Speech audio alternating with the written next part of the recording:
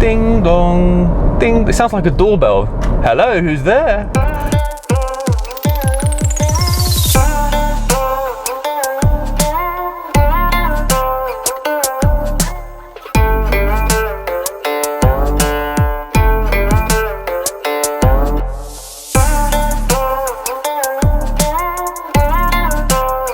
We are in Shenzhen here today, and behind me you can see the ocean, and Hong Kong is just in the background over there. Now we're here to try something from a company from Shenzhen, and of course it's BYD.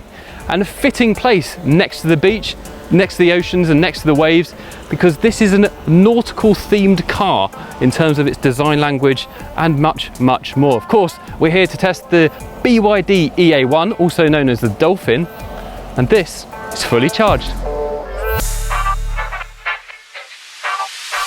Don't forget to subscribe and enter to be in the chance to win in our great EV giveaway, where you could win one of 4 electric cars.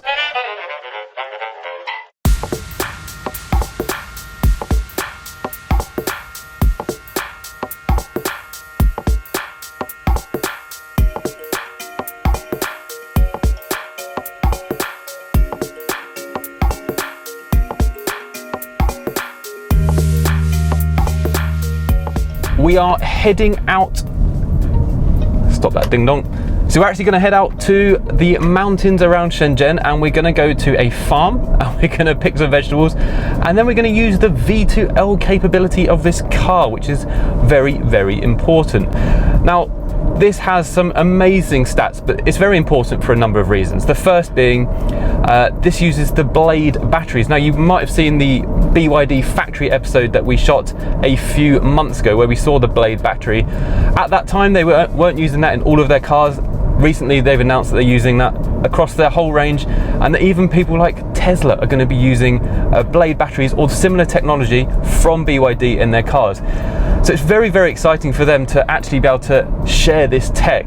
And this little city car, for a very reasonable price, also uses those Blade batteries. So just as a reminder, Blade battery is one of the safest in the market. They can pass a nail penetration test without overheating or exploding or blowing up or anything like that. So some of the safest batteries on the market. This car is also significant for one other reason. It's using their new 3.0 platform. I think it's called Ocean, which is going to underpin a lot of their cars in the future. It's one of their safest and one of the most advanced chassis and kind of technologies that they've produced so far, which is why it's so important. Thirdly, this is probably going to be the first city car that gets sent overseas. That's why it's so significant. Now, we did see the VW, the new one, the new city car from VW, which I think Jack really likes, and I really like it as well. I think it's great that VW are getting into that market. But in 2025 is 4 years away from now. BYD are doing this right now. So VW have got to wow us and amaze us in 2025 to even compete with a car like this. And then I think, in 2025, what is the EA1 going to be like? Well, probably very advanced, and then it might even make the VW look a little bit pokey or a little bit old-fashioned. The speed at which BYD are doing this, you know, we actually saw this car driving around as a prototype in the factory when we came to the visit. Obviously we couldn't film it at the time, but the speed at which they're developing and changing these cars, I don't know how people like VW are going to keep up. So what are my first impressions of the EA1, or the Dolphin, which is its code name, I think, or they may be toying with the idea of having that name? Well, first of all, it's space. So although it looks quite small on the outside, it feels quite small in the inside. It's actually not like a super mini little car like the Wuling Mini EV. It's much bigger than that. It's very similar to the Leap T03. However, it feels very solidly built, and I'm really liking some of the initial design touches they've got in here. And so it feels almost very European, or very kind of French almost. It's a little bit quirky, maybe like a Citroen, but it kind of keeps that refinement, and it really does feel like a competent city car. But I actually think this goes beyond a city car. This is your all-purpose small car, much like a Ford Fiesta, maybe in the UK or US or Europe even. Ford Fiesta was kind of that can do anything car, can go anywhere, can do anything.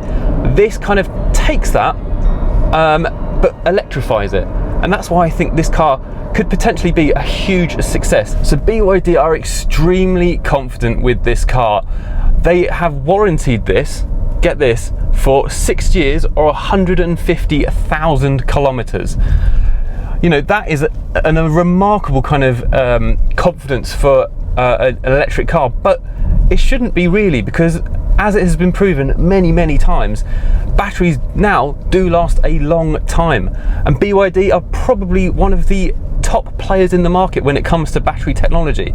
BYD are one of the few companies to do it all, so they know exactly what technology is going to work in their cars and how long it should last for. So there's a couple of other very neat features. Mountains, lovely.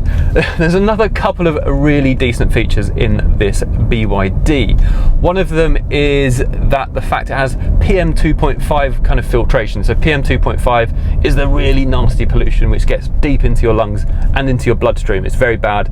It's what most of the pollution in China has been of recent years. It's much better now, but it's got the filtration system in here. It's not just an add-on that you have to pay for, it's kind of just standard in the car now. Again, we're seeing kind of those luxury features trickle down to the smaller city cars now to become a standard feature, which is fantastic. So they've got two flavors. One is a 30.7 kilowatt hour battery, and that gives you about 301 kilometers of range. And it goes up to 405 kilometers of range for the 44.9 kilowatt hour battery. It's remarkable that they're able to squeeze such a relatively large battery. I think about 45, 50 kilowatt hour batteries, actually pretty big. It's more than enough, really. And they managed to squeeze it in this kind of very compact car. And with battery density increasing and the price going down, cars like this, and with fast charging networks, say in China and in Europe, you really don't need that much more. But much like the Mazda that Robert drove a year ago, that has a very small battery, but it's very true. You don't need a 70, 80 kilowatt hour battery for maximum range for all these journeys, because you're just carrying around a lot of weight and a lot of battery that you don't really need. Another feature of this car is the D-Pilot system. So that's kind of the autonomous driving mode. I think it's level 2 at the moment. But again, BYD really investing a lot of money into the self-driving tech. Now, perhaps not as much as some of the other manufacturers such as NIO or Xiaopeng, because you don't hear that much about it. But you know that these guys, with their technology, with their software and hardware focus, are probably going to trounce everyone else in a few years' time. Now, it does have like the self-parking as well, which is a great feature should you need it. But in a car so small, do you really need self-parking? No, not really.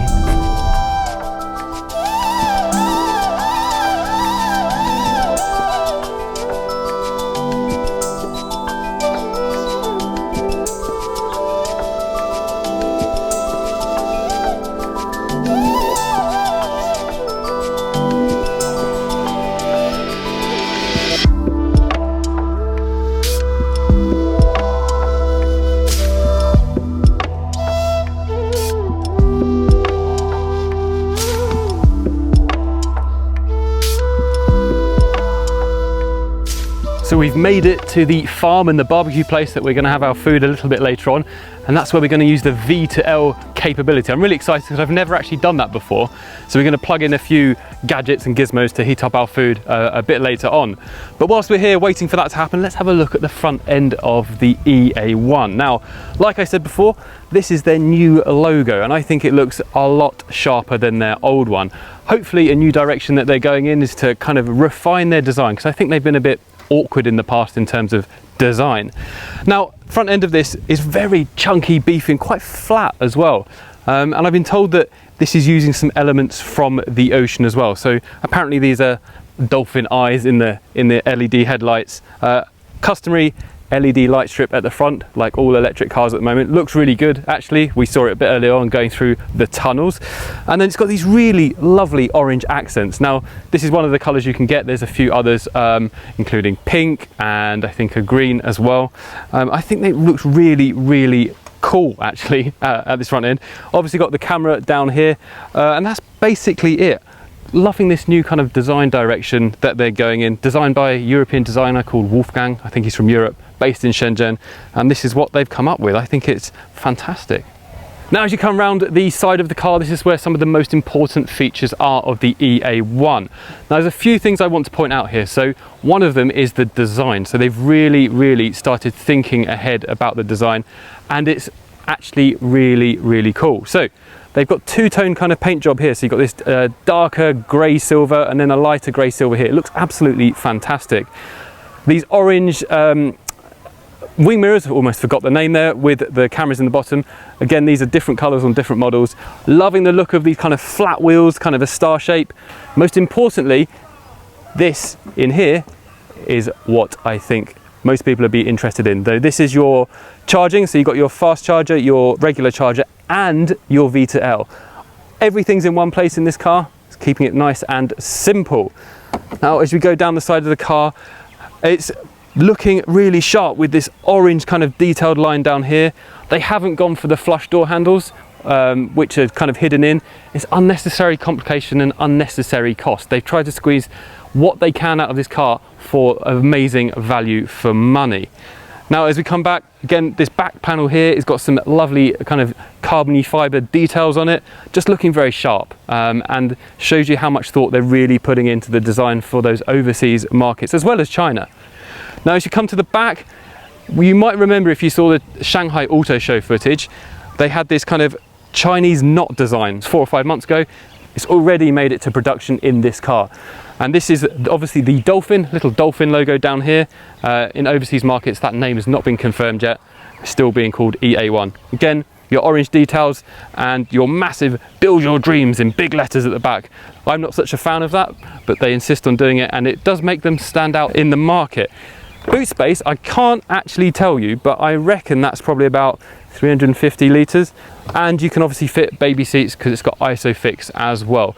Again, no fancy buttons to self-close, keeping that cost down, making sure all the tech is in the battery and the electric motor. So what we have here is our beautiful lunch. All of these vegetables have been picked from the greenhouses just behind me. They've even got banana trees outside as well. And what we're going to have is a hot pot lunch using this. But oh no, we're in the garden and we don't have any power. So that's where the car comes in. So using this simple plug here, we can just plug this hot pot machine or this plate heater into the car and start enjoying our food. So let's do that right now. So first of all, obviously, is to open this, and then you unplug here and you plug in, get it the right way up, and that's done. And then we just plug in our extension cord and bring that over here, and there we go. I think we can turn it on and have a lovely hot pot lunch. This is the great thing about V2L. You can plug in anything. If you've got an electric bike, maybe you're going for a mountain bike ride, if you need your gadgets charged, you know, you can plug it all into here. And that's why this is so versatile for this little city run around. Fantastic. So let's heat this up and let's enjoy some lovely lunch.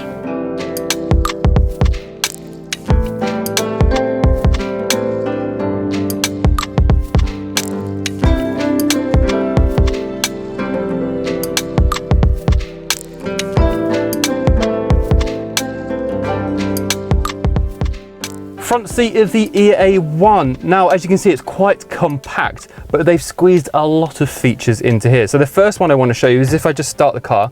So simple, put your foot on the brake and press the start button, and then this screen turns around. You can obviously turn it back if you want. Air conditioning's on because it's like 1,000 degrees in here. And then you can see that cylinder with all the controls down here, which is really, really good. And I think that's a really amazing feature that BYD have actually included, rather than having to dive into 20 menus to turn on your air conditioning. They've also got a couple of other drive modes down here. You've got your handbrake, traction control off, don't know why you'd want to do that in this car, and your automatic handbrake. I've also got charging, wireless charging for my phone here, which phone actually slips in there very nicely. But then there's no box in here because there's a large space underneath to put all of your stuff.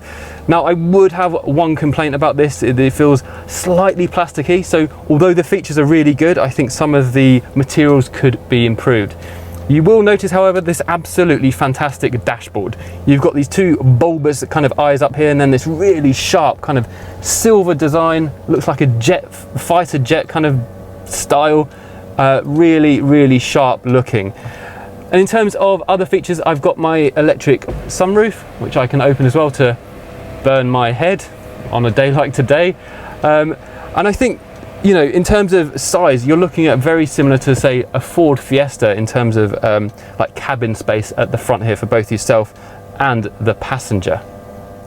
So in terms of the back, I have a lot of legroom, but that's about it in terms of features. There's very, very little. And this is all about the ethos of BYD. All the money has been spent on the batteries and the tech and the motor and the kind of the screen at the front. And there's very little else to keep that price down and good value for money. That's how they can sell these for under 100,000 RMB. Now, there's a couple of things I like in here and a couple of things I don't like. So one of the things I don't like is the material. This material feels a little bit cheap and a little bit plasticky, and it gets extremely hot in the sun. That would burn your skin if you had bare skin on that seat right now. That's actually too hot even for me. In a city like Shenzhen, it's very hot most of the year round. You're sweating, you know, this material doesn't feel very nice. I don't have much else. I've got a USB slot and a cup holder. I don't even have a armrest. Which is a shame, but you don't really need that for a city run around like this. One thing I do like, and it kind of carries on that nautical theme, is the door handle, which looks like a whale's fin splashing out of the water. It's actually quite nice to hold as well, and it makes opening door very, very easy. So not feature rich in here, but enough for what you need.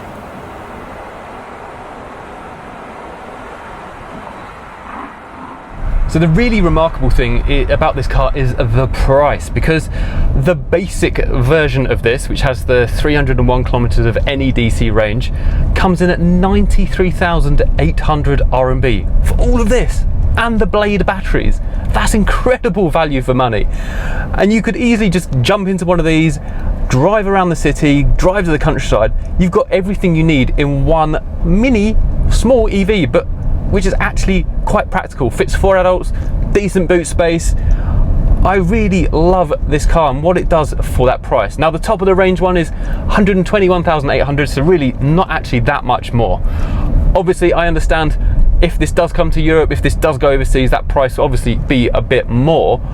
But for here in China, I mean, we're spoiled with choice with these affordable, practical, small EVs, and this is probably up there with some of the best. In fact, it might actually be the best so far.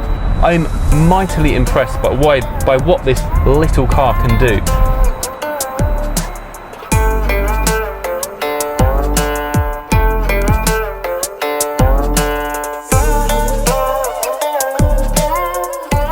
I really don't know how to summarize this car, because it really is category defining. Nothing compares to this car for this price. The Wuling Mini EV, for instance, yes, you can get one, you get 3 for the price of this, but does it come with the same tech, the same safety features? No, it does not. The VW, which was just announced the other day, that's 5 years away. It doesn't even compare to this. And I think when this goes overseas, it's going to put a lot of pressure on the legacy automakers. I cannot wait for you guys to see what this looks like on European roads in the future. Hopefully it will blow you away as it's done with me. So that's all we've got time for today. I hope you've enjoyed this video from Shenzhen. Our hot pot is almost ready and I'm getting a little bit peckish. We've got all of our lovely links around this video, including Patreon memberships, YouTube memberships, and the subscribe button. And if you have been, thank you for watching.